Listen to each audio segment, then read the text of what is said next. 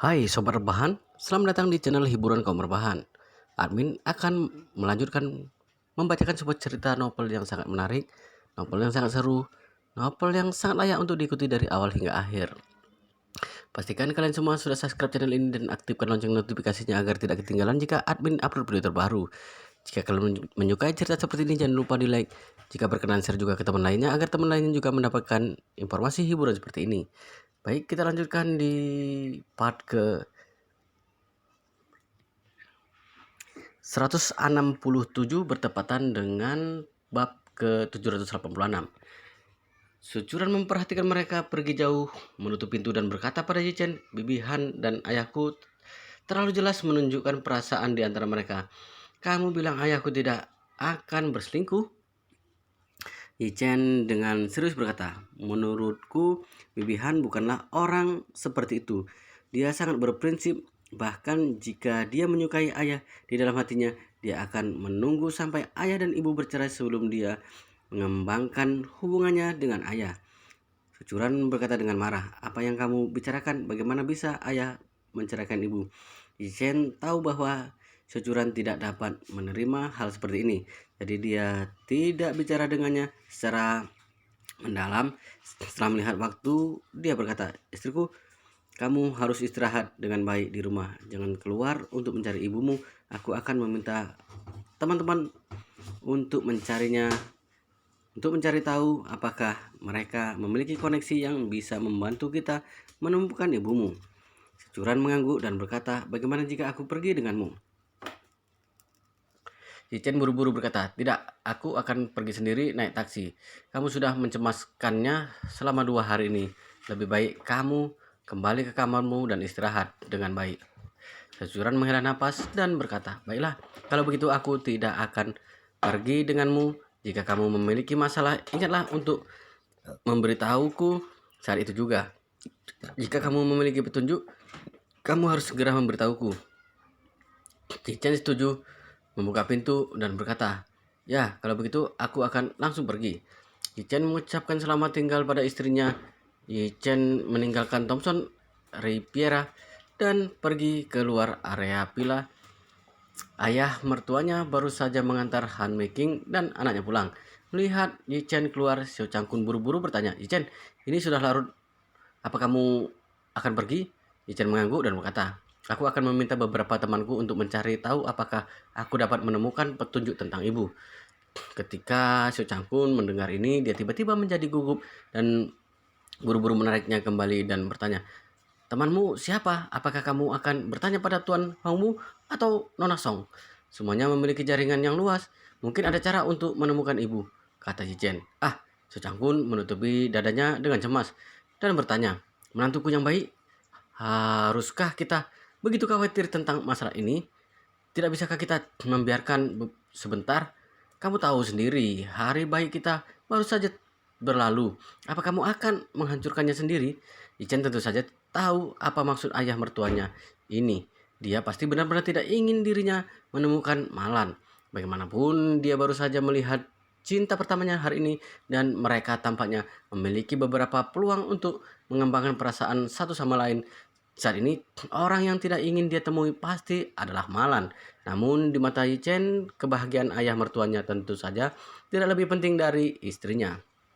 Jadi dia hanya bisa menatapnya tanpa daya dan berkata, maaf ayah, suasana hati Curan akhir-akhir ini tidak terlalu baik. Jika aku tidak menemukan ibu, aku pikir itu akan membuatnya sedih. Jadi aku harus mencari cara untuk menemukan ibu kembali secepatnya. Ekspresi Xiao Changkun sangat muram. Dia berkata dengan serius, menantuku yang baik, sebenarnya dia sudah dewasa. Dan orang yang sudah dewasa harus memiliki tingkat toleransi tertentu. Kamu harus melatih dan mengasahnya. Kemudian minta dia menunggu selama 2 hari lagi. Ayah mohon. Yichen tersenyum dan berkata, ayah, tidak perlu terlalu khawatir sekarang. Bahkan jika aku meminta bantuan temanku, tidak mungkin bagiku untuk membawa ibu kembali secepatnya.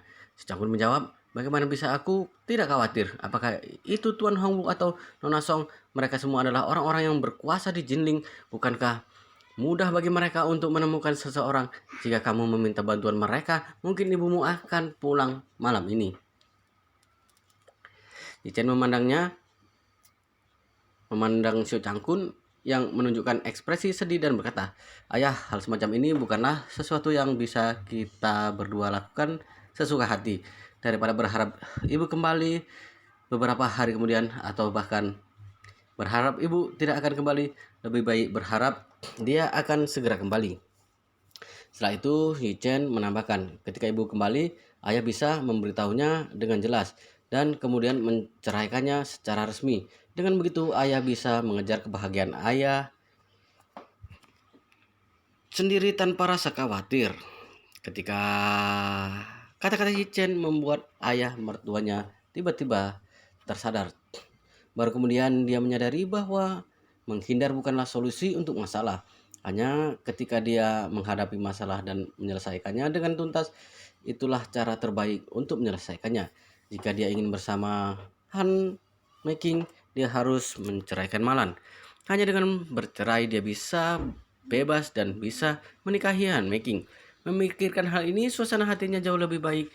Dia berkata pada Yichen, "Baiklah, aku mengerti kamu bisa pergi meminta bantuan pada temanmu dan aku akan mencari seseorang untuk menanyakan tentang perceraian. Saat dia kembali, aku akan menceraikannya." Setelah mengucapkan selamat tinggal pada ayah mertuanya, Yichen naik taksi ke Buckingham Hotel. Chen Jekai telah menunggunya di dalam. Manajer hotel dengan hormat membawa Yichen ke ruang Chen Jekai. Begitu pintu ruangan ditutup, Chen Jekai langsung berkata dengan sopan, "Tuan muda, saya benar-benar minta maaf karena membuat Anda harus merendahkan diri Anda dan menemui saya di sini." Yichen melambaikan tangannya dan berkata, "Bukanlah lebih baik jika aku yang datang menemuimu untuk membicarakan sesuatu? Tidak mudah bagimu untuk menjelaskan pada orang jika kamu yang pergi menemuiku."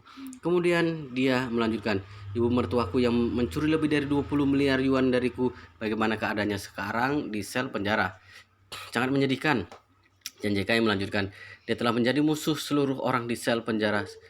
Sepertinya dia belum makan sedikit pun makanan sejak dia masuk." Yichen mengangguk dengan lembut dan berkata tanpa ekspresi, "Semua ini salahnya sendiri. Dia tidak bisa menyalahkan orang lain." Chen Jekai berkata dengan serius, "Tuan muda, saya benar-benar tidak menyangka bahwa ketika wanita seperti itu melihat uang lebih dari 20 miliar, dia tidak memiliki rasa takut atau khawatir sama sekali. Dia bahkan tidak berpikir dengan hati-hati tentang bagaimana hal itu terjadi. Bagaimana bisa dia bahkan berani mentransfer semua uang itu ke kartu banknya sendiri. Keberanian orang ini terlalu besar." Yichen berkata sambil tersenyum, "Ibu mertuaku memang paling mencintai uang dalam hidupnya. Saat dia menikah, dia adalah orang ketiga yang merusak hubungan ayah mertuaku dan cinta pertamanya. Karena ayah mertuaku masih relatif kaya pada saat itu, dapat dikatakan bahwa ayah mertuaku adalah generasi kedua yang cukup kaya. Yang tidak dia duga adalah setelah menikah, kondisi keluarga ayah mertuaku mulai memburuk dan dengan cepat mereka bangkrut. Wanita ini hanya mencari uang sepanjang hidupnya, tetapi karena dia tidak mendapatkannya, jadi dia merasa tertekan dan melakukan hal yang menyimpang." Chen Jekai berkata, "Tuan muda, sebenarnya saya ingin menyarankan agar Anda membiarkan ibu mertua Anda belajar lebih banyak. Setidaknya dia harus dikurung selama 3 atau 5 tahun. Jika Anda bahkan tidak mengurungnya selama 1,5 tahun lagi, bukankah dia akan dibebaskan dalam waktu kurang dari 2 hari?" Yichen mengangguk dan berkata, "Aku memintanya karena aku mencintai istriku, tetapi jika dia tidak berubah, lebih baik setelah dia keluar, aku punya cara untuk menghukumnya perlahan." Setelah itu, Yichen menambahkan, "Oh ya, besok pagi minta kantor polisi untuk menginterogasinya seperti yang aku katakan terakhir kali. Temukan semua orang yang harus memainkan peran dalam permainan ini dan persiapkan semua alat peraga. Lalu berikan dia pertunjukan besar." Chen Jekai menjawab, "Jangan khawatir Tuan Muda, saya akan menyiapkan semuanya." Chen berkata dengan pelan, "Aku datang kepadamu terutama untuk menjalani proses tersebut bersamamu lagi. Jangan buat kesalahan apapun." Chen Jekai mengangguk dan berkata, "Tuan Muda, mari kita mulai menyelesaikannya." Setelah si Chen menyelesaikan semua proses untuk besok dengan Chen Jekai, dia naik taksi dan pulang. Tapi saat ini di rumah tahanan Jinling. Mimpi buruk Malan terus berlanjut. Begitu dia memasuki rumah tahanan, dia disiksa dan dipukuli oleh semua orang, bahkan disiram baskom air dingin oleh Nyonya Besar Xiao. Selain itu, dia tidak makan sedikit pun selama 2 hari 1 malam ini. Seluruh hidup Malan benar-benar hancur. Dia tidak hanya menderita flu yang parah, tetapi juga demam tinggi. Demam Malan membuat seluruh tubuhnya panas. Dia hampir pingsan, namun saat ini dia masih tidak diperbolehkan berbaring di tempat tidur. Jadi dia hanya bisa meringkuk di pojok sel penjara dan menggigil. Karena demamnya, dia merasa sangat dingin sehingga seluruh tubuhnya terus gemetar. Dia merasa bahwa dia tidak akan bisa bertahan, jadi dia bergumam, "Tolong kasihanilah aku, beri aku selimut. Aku sangat dingin. Aku benar-benar kedinginan." Nyonya Besar Xiao mencibir, "Siapa yang kamu panggil? Orang sepertimu masih ingin menggunakan selimut? Tidak, kamu harus tidur di toilet malam ini." Xiao Wei berada di samping berkata, "Nenek, menurutku dia masih harus mandi dengan air dingin. Bagaimana jika kami pergi ke kamar mandi dan membantunya?" Mendengar ini, Manan menangis, memohon dengan menyedihkan, "Ibu, aku benar-benar tidak bisa.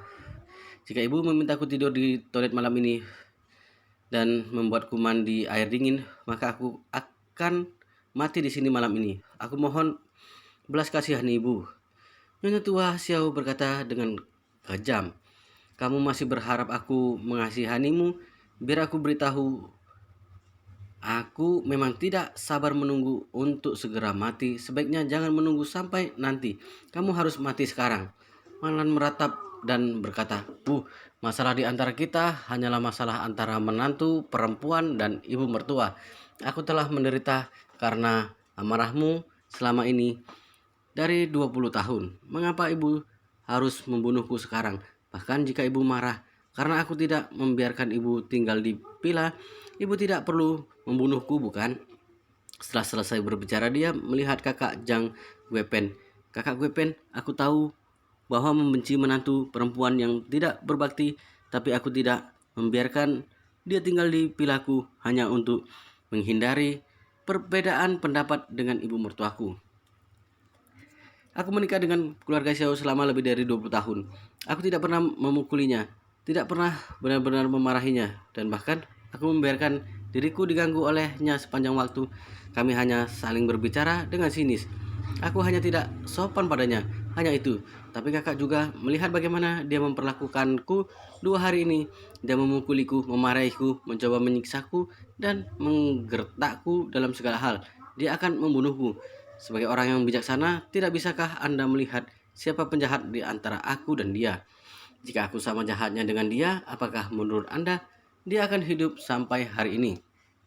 Jika aku sederajat, jika aku sejahat dia, bagaimana dia bisa begitu sehat dan bahkan melawanku? Ini membuktikan bahwa aku tidak begitu jahat seperti yang dia katakan. Dan dia adalah penjahat yang sebenarnya. Ketika membicarakan hal ini, Malan sudah menangis. Dia seperti Jenderal Due yang menderita ketidakadilan besar. Melihat bahwa Malan berani menuduh dirinya Nyonya Besar Xiao dengan marah, mendatanginya dan menampar wajahnya. Kemudian wanita tua itu menjambak rambutnya dan mendorongnya ke dinding, bersumpah di mulutnya dan berkata, "Kamu tidak tahu malu. Kamu berani menabur perselisihan di sini. Kamu lihat bagaimana aku membunuhmu." Mendengar keluhan Malan yang penuh air mata, Zhang Guipen juga menyadari bahwa apa yang dia katakan sepertinya ada benarnya. Meskipun wanita tua ini menuduh Malan berbakti, bahkan berkata kasar dan memukulnya serta menolak untuk membiarkannya tinggal di Villa Thomson Riviera. Tetapi wanita tua itu tidak terlihat seperti orang yang telah lama disiksa. Dia sangat sehat dan energik, dan dia tidak lemah sama sekali. Jadi tampaknya Malan tidak berbakti padanya. Nilainya 10 poin, tetapi kebencian dan balas dendamnya untuk Malan nilainya 100 poin. Melihat wanita tua itu masih memukul Malan, Zhang Guipen merasa ada yang tidak beres. Dia segera berkata, "Jangan memukulnya lagi. Nyonya, Anda benar-benar sedikit tangguh. Bagaimanapun, Anda tidak akan menyiksa sampai mati, bukan?" Mendengar ini, Malan merasa lega.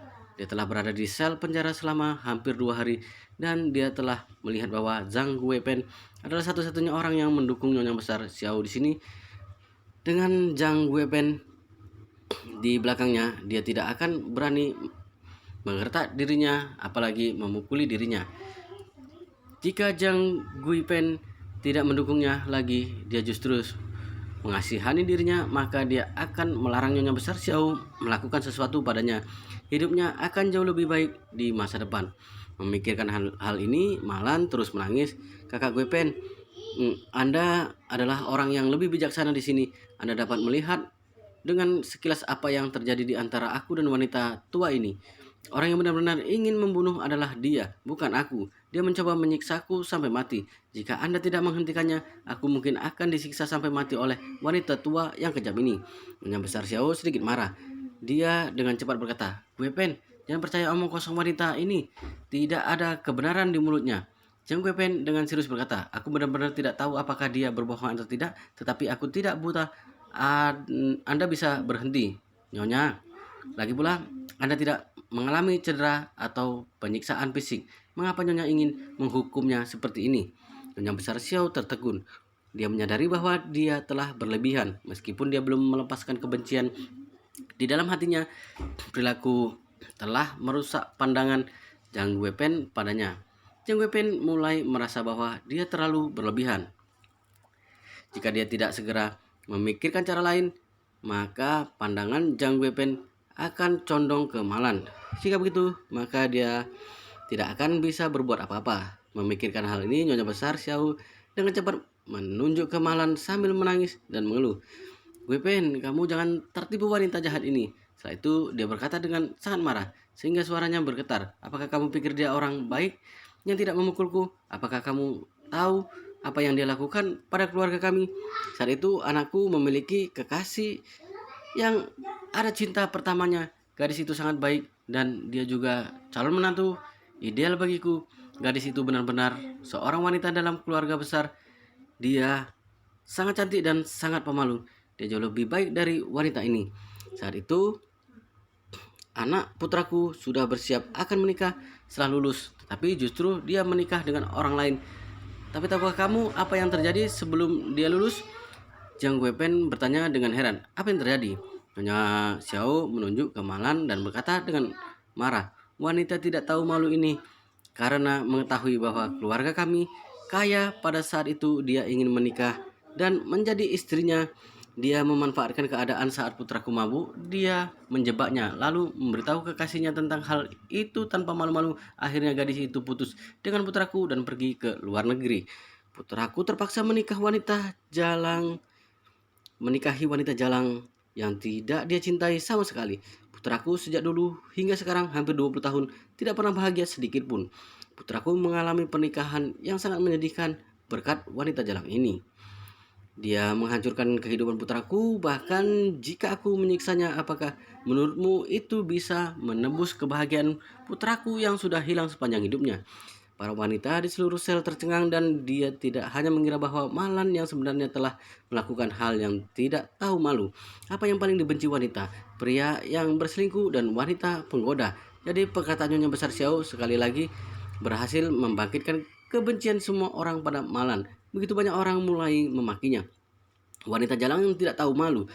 Beraninya kamu melakukan hal begitu tak tahu malu saat masih muda, sialan. Benar bagaimana bisa seorang wanita menjebak pria mabuk untuk bersamanya? Bukankah dia seperti pelacur, menjijikkan? Itu bukan hanya tentang wanita penggoda. Wanita penggoda. Yang paling menjijikkan adalah caranya yang sangat kotor. Melihat bahwa dia telah berhasil membuat semua orang membenci Malan, Nyonya Besar Xiao merasa lega. Pada saat yang sama, dia juga merenung dan berkata, Malan sialan, saat ini dia bahkan ingin menimbulkan perselisihan dan membalikkan keadaan. Ya, kalau begitu aku akan mengirimmu ke dalam jurang. Kemudian dia juga meneteskan air matanya dengan marah mengeluh. Kalian masih belum tahu apa hal yang paling menjijikkan. Wanita jalang ini adalah teman sekamar kekasih putraku di asrama. Dan mereka bahkan teman baik pada waktu itu. Namun Akhirnya wanita jalang ini justru mengkhianati temannya dan melakukan hal-hal yang tidak tahu malu. Dia tidur dengan pacar sahabatnya. Dia tidak hanya merebut kekasih dari sahabatnya, tetapi juga memaksa sahabatnya pergi ke negeri lain, yaitu Amerika. Aku mendengar bahwa dia sama sekali tidak kembali ke Cina selama lebih dari 20 tahun. Ini semua berkat wanita jalang itu. Kata-kata Nyonya Besar, Xiao berhasil membuat sedikit rasa kasihan yang baru saja dibangun semua orang pada Malan menghilang. Sebaliknya sekarang mereka sangat membenci Malan. Malan sangat gugup hingga hampir pingsan.